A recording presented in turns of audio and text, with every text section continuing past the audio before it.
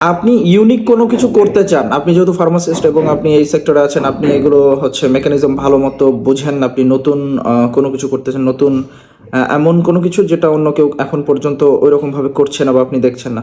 Point to be noted, business যদি আপনি সফল হতে চান, প্রথমে ম্যাক্সিমাম বিজনেস পারসন যারা বিজনেস শুরু করে তারা প্রথম 2টা 3টা 4টা 5টা বিজনেস ফেল করে, এটা আপনাকে মনে রাখতে হবে। যেমন আমি হচ্ছে প্রথম 8টা বিজনেসে ফেল করছি, তারপরে 9 নম্বর বিজনেস হচ্ছে আমার কনসাল্টিং কোম্পানি, তারপরে হচ্ছে 10 নম্বর কোম্পানি হচ্ছে আমার এজেন্সি, তারপরে 11 নম্বর কোম্পানি হচ্ছে আমার ইনভেস্টমেন্ট।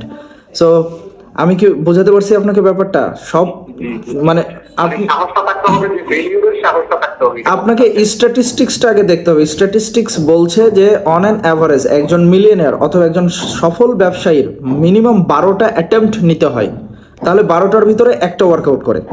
সো এই স্ট্যাটিস্টিক্সটা থেকে আমাদেরকে লার্নিং নিতে হবে। তার মানে আমি বলছি না যে আপনার জন্য 12টাই লাগবে বা প্রথমটাই হিট হবে না, আমি জানি না, কিন্তু আপনার মেন্টালিটিটা যেন শক না হন, আপনার যদি কোনো কিছু ওয়ার্কআউট না করে এরকম যেন না থাকে, মানে আপনি যেন প্রিপেয়ার্ড থাকেন। ব্যাপারটা এরকম। ইউনিক কোনো কিছু করার চিন্তা করা উচিত না প্রথমে যখন কোনো ব্যক্তি বিজনেস করে। আপনার চিন্তা করা উচিত কোনটা বাজারে বেশি চলছে, কোনটার বেশি ডিমান্ড আছে, কোনটাতে প্রফিট মার্জিন আছে, আর কোনটা আমি সেল করতে পারবো। আপনি সেটা দিয়ে শুরু করেন। তারপরে ফিউচারে যদি আপনি ভালো করেন, তখন আপনার তো টাকা আছে, এখন আপনি প্রফিট করছেন ওই বিজনেস থেকে, আপনি সেল করাটা ইজি, যেহেতু ওটার ডিমান্ড আছে বা ওটা সবাই চিনে জানে, ওটা ওয়ার্কআউট করে মার্কেটে, হ্যাঁ, ওটা আপনি জানেন, প্রুভেন।